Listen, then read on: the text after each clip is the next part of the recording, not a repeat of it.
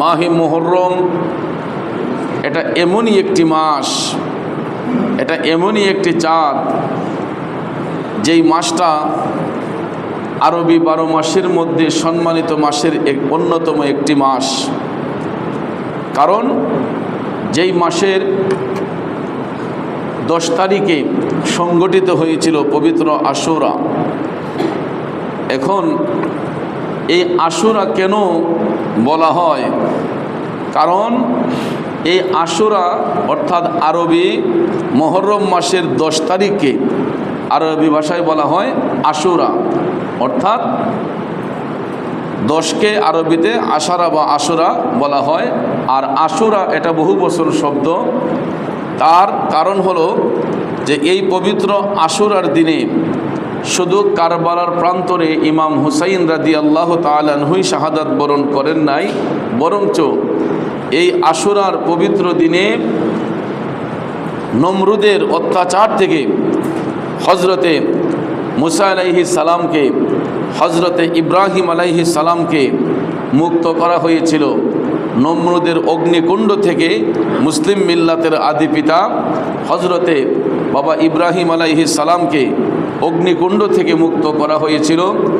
এই মুহররমের 10 তারিখ আশুরার দিনে হজরতে নূহ আলাইহিস সালামের কিস্তিকে মহাপ্লাবন থেকে আল্লাহ তাআলা উড্ডীন করেছিলেন। এই আশুরার পবিত্র দিনে হজরতে ইউনুস আলাইহিস সালামকে মাছের পেট থেকে মুক্ত করা হয়েছিল। এই আশুরার পবিত্র দিনে হজরতে বাবা আদম আলাইহিস সালামের তওবা আল্লাহর কাছে গ্রান্টেড হয়েছিল।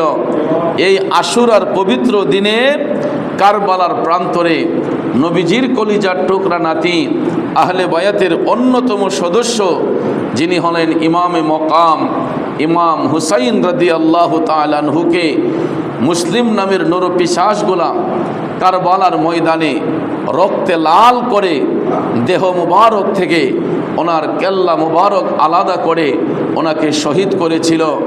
এই জন্য এই আশুরার দিনটা এমনই একটি হৃদয় বিদারক দিন। একদিকে যদিও আল্লাহ রাব্বুল আলামিন অসংখ্য নবী রাসূলকে পুরস্কৃত করেছেন, মুক্তি করেছেন, অপরদিকে পৃথিবীর ইতিহাসের মুমিন মুসলমানদের একটি বেদনার দিন, একটি আন্তর্জাতিক সুখের দিন হলো এই পবিত্র আশুরার দিন। অর্থাৎ ভাইয়ার আমার, আরবি বছর যখন শুরু হয় প্রথম দিন থেকেই মুমিন মুসলমানরা আবেগ আপ্লুত হয়ে কান্না জড়িত কণ্ঠে তারা এই বর্ষকে